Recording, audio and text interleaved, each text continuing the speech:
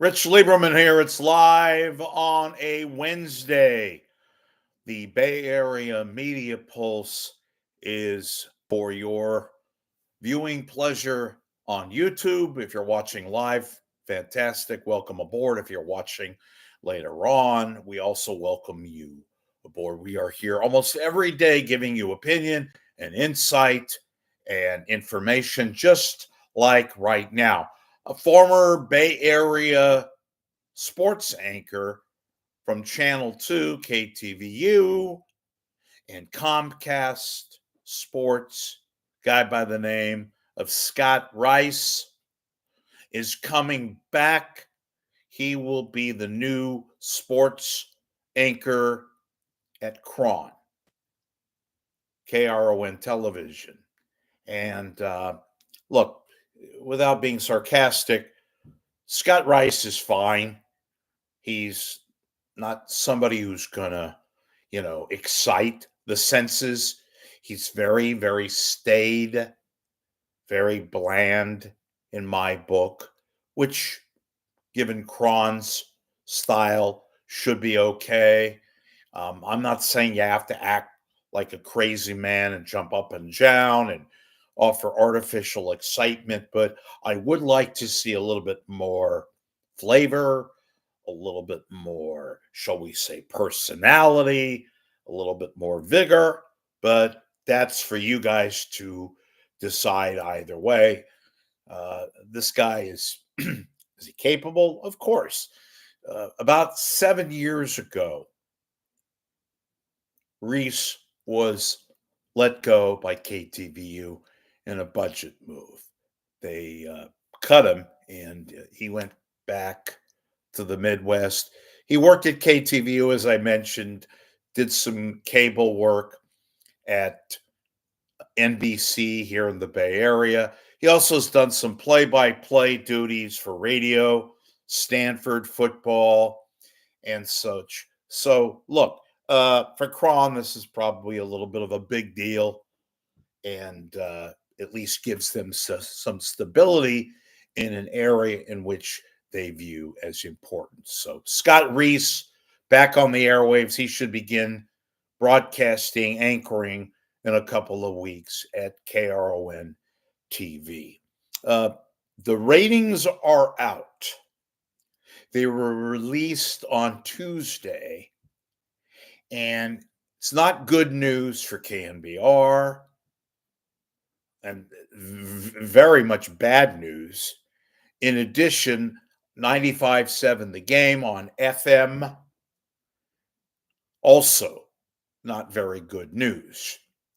So with regards to KNBR, their December holiday book, they went down again.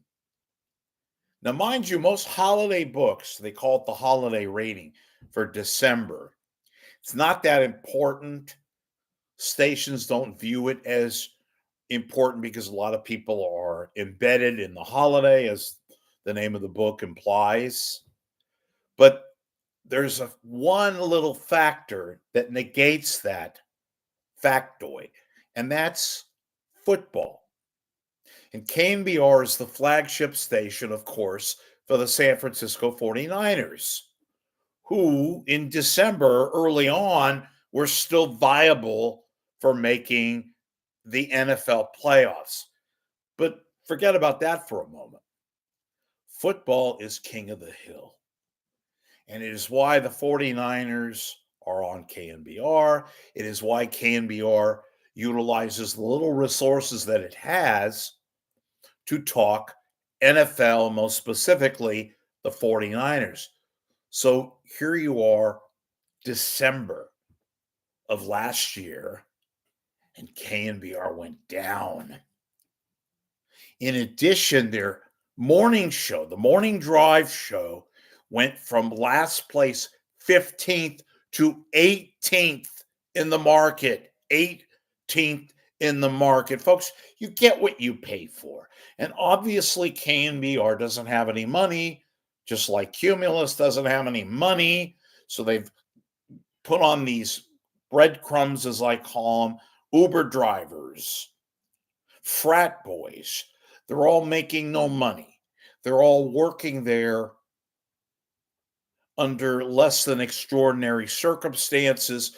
The point being, if you have a bad book in December and you cover NFL football, specifically the 49ers, what is the future going to be like?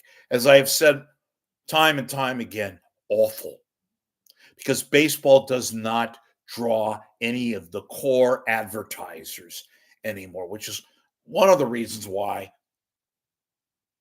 KNBR doesn't talk about the Giants as much as they used to, and why this is very, very likely the last year that the Giants appear on KNBR, unless both sides have some sort of a mea culpa and agree to do a performance of Giants baseball that will not be getting millions of dollars in rights fees as they have in years previous. It's just the simple financial metrics that exist today, like it or not. With regards to 95.7 The Game, the FM, they could have flatlined and it would have been, I guess, okay. Instead, they went deeper into the abyss. 95.7 The Game simply does not attract listeners, with or without the Warriors. Their core demographics is a little bit better than KNBR's. That's not saying much. They have a lot of what I used to call retreads that used to work at KNBR. Whatever the case is, personnel is not very inspiring. Therefore, you have 95.7 The Game suffering just incredibly bad. And this is not very good news for Odyssey, which is hemorrhaging money. They own KCBS in the market, several other radio stations. This isn't good news for 95.7 The Game. It just reinforces, folks, sports radio in the Bay Area is awful, is non-existent. And the listeners have wholeheartedly rejected what is presented before them. They don't like Drek, and they perceive Drek very accurately, I may add, obviously my opinion. They've rejected this. Therefore, we're stuck with this horrific lack of talent that exists on both KNBR and 95.7 The Game. Couple of things just off the top of my head. I watched this morning, it has nothing to do with sports radio or Scott Reiss. Did you watch any of the hearings on the proposed confirmations of Health and Human Services Director RFK Jr., who, and I don't care whether you're a Democrat, whether you're a Republican, Independent, Green Party, Communist Party, whatever, this guy, RFK Jr., is a whack job. He's nutty. He sounds like Betty Davis. Honest to God, have you heard him talk like this? And he's got this voice that sounds, I swear to God, I closed my eyes and it sounded like Betty Davis. Now, if that's a speech impediment, whatever. It's very, very, very annoying, number one. Number two, put your party affiliation aside. And by the way, I've come to accept Trump as the president. Whether or not I accept him, who cares? I even applaud some of his issues and some of his politics, some of his early machinations. But to nominate this guy, who is a goof job, no wonder his own family, the Kennedy family, has mocked him, has called him a wacko. Caroline Kennedy called him a predator. To me, that's a little strong, but whatever.